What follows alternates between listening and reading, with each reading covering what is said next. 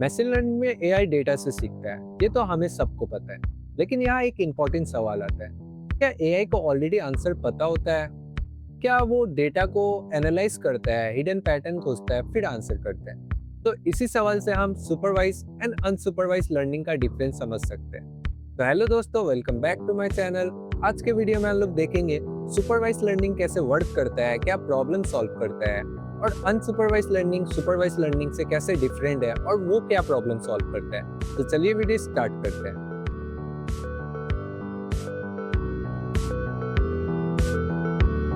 तो अब main difference समझते हैं। तो जो सुपरवाइज लर्निंग है उसमें हम लोग क्वेश्चन प्लस आंसर देते हैं, जिसे हम लेवल डेटा कहते हैं। मतलब एक एग्जांपल देता हूँ। एक टीचर है, वो स्टूडेंट को बोलता है ये 10 क्वेश्चन पढ़ना है और उसका आंसर भी दे देता है। ठीक है, तो क्वेश्चन भी दे दिया और आंसर भी दे दिया। तो ये क्या हो गया, सुपरवाइज लर्निंग। अब वो स्टूडेंट वो क्वेश्चन के साथ आंसर पढ़ेगा और एग्जाम देके अच्छा मार्क्स ले लेगा, राइट। बट हम लोग का अनसुपरवाइज लर्निंग होता है, इसमें बस हम लोग डेटा देते हैं। मतलब वही टीचर है, वो स्टूडेंट को क्या बोलती है कि ये चैप्टर 1 चैप्टर 2 से तुम्हारा टेस्ट है कल को। तो स्टूडेंट क्या करेगा, घर जाएगा, वो चैप्टर 1 और चैप्टर 2 पूरा पढ़ेगा, समझेगा, उसमें हिडन पैटर्न मतलब मेन मेन टॉपिक्स जो है उसको डिस्कवर करेगा। तो मतलब क्या है, इसमें हिडन पैटर्न्स खोजते हैं, ठीक है, अनसुपरवाइज लर्निंग में। तो वो एग्जाम देगा, उतना एक्यूरेट नहीं होगा बट उसको कुछ नया सीखने को मिलेगा, राइट।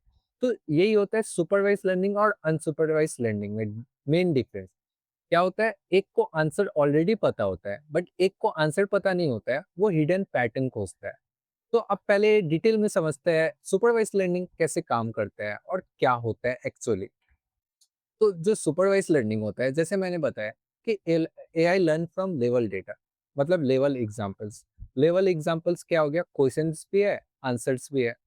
अब जैसे मैंने यहाँ एक एग्जांपल लिया, हमारे पास एक ट्रेनिंग डेटा सेट है जिसमें हम लोग का पास लेवल डेटा है। मतलब कि ये हम लोग का क्वेश्चन है, इसका आंसर है 1000 स्क्वायर फीट का प्राइस कितना होगा, 50 लाख। 1500 स्क्वायर फीट का प्राइस कितना होगा, 75 लाख।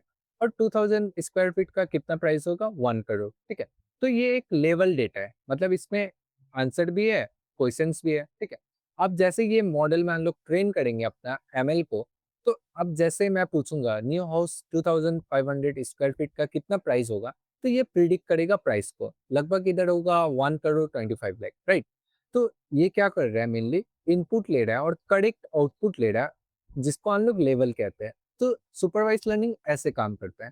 बट सुपरवाइज लर्निंग में भी दो तरीके के डेटाज होते हैं, मतलब कि क्लासिफिकेशन और रिग्रेशन। अब ये दोनों में डिफरेंस क्या होता है, जो हम लोग का क्लासिफिकेशन होता है उसमें हम लोग का कैटेगरिकल डेटा होता है। मतलब कि मशीन मॉडल को, मतलब मशीन लर्निंग मॉडल को, उसको चूज करना पड़ता है एक कैटेगरी से, जैसे डॉग या कैट, या हो गया स्पैम नॉट स्पैम। ठीक है, ऐसा मतलब एक ईमेल है, एमएल मॉडल में हम लोग ट्रेन किया, वो ईमेल डिटेक्शन हम लोग बना रहे हैं, तो वो मॉडल चूज करेगा स्पैम होगा या नॉट स्पैम होगा। तो अगर आपके पास ऐसा डेटा है जिसमें आपका कैटेगरी है, तो आप क्लासिफिकेशन सुपरवाइज लर्निंग यूज करिएगा। बट अगर आपके पास नंबर में है आउटपुट, या आपको नंबर में एज अ आउटपुट चाहिए, तो क्या होगा, हम लोग रिग्रेशन यूज करते हैं। मतलब जैसे मैंने एक एग्जांपल लिया था अभी, हाउस प्राइस प्रिडिक्शन का। तो हाउस का हम लोग स्क्वायर फीट देते हैं, मॉडल प्रिडिक्ट करता है उसका प्राइस, यहाँ मैथ्स का कैलकुलेशन हो रहा है, राइट। तो यहाँ लाइक वो प्राइस प्रिडिक्ट करके देता है।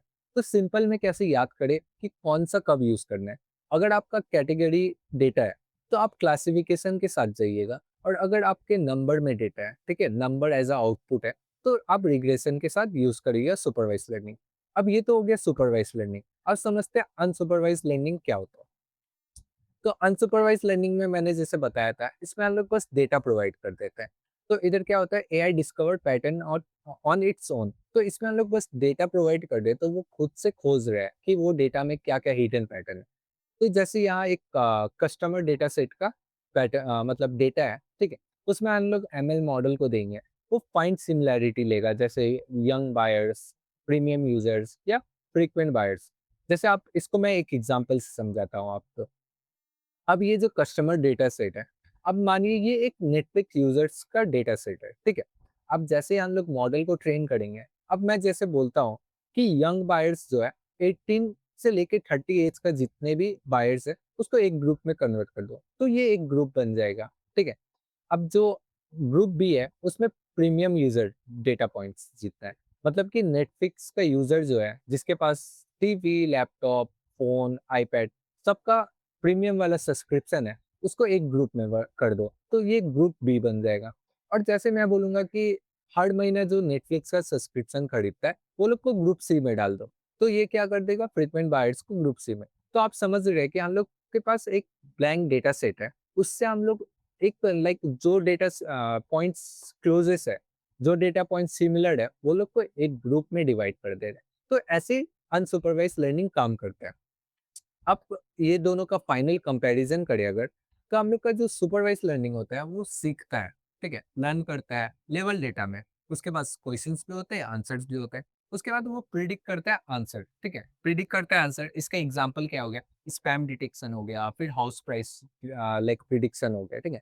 बट हम लोग का अनसुपरवाइज लर्निंग जो है वो डिस्कवर करता है, उसको नहीं पता होता है कि क्या खोजना है, वो बस खोजते जाता है। कुछ हिडन पैटर्न होता है, जो डेटा पॉइंट सिमिलर लगा वो एक ग्रुप बनाते जाता है, ठीक है। तो इसमें क्या होता है, अनलेवल डेटा होता है, इसमें फाइन पैटर्न्स करते हैं। अब इसका क्या हो गया, कस्टमर सेगमेंटेशन, जैसे मैंने नेटफ्लिक्स का एग्जांपल से समझाया आपको। फिर हिडन ग्रुप हो गया, ठीक है।